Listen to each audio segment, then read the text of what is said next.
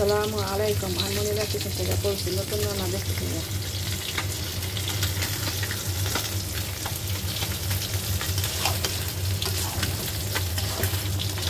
সব ঝাল মিষ্টি আমের রসে বানালাম।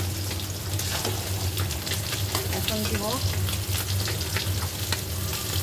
পাঁচফোড়ন আর সরষে একসাথে ভাজি করছি।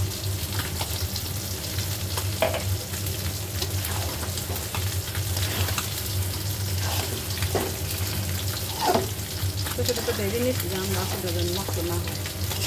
চিংড়া দিচ্ছি, রসুনটা মরিচ শুকনা মরিচ ফাঁকি করে দিয়েছি।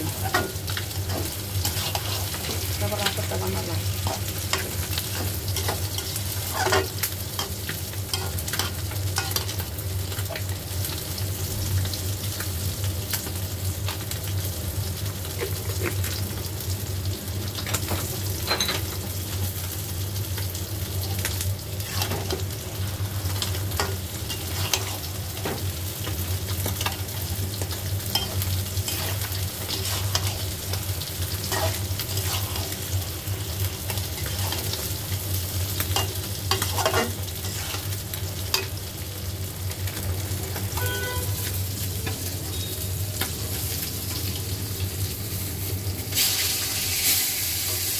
এমনি করে আচার বানাবেন, খাবেন। আমার ছেলে এই ভিতরে আমার রান্না যদি ভালো লাগে লাইক দিবেন, শেয়ার করবেন। আল্লাহ হাফেজ।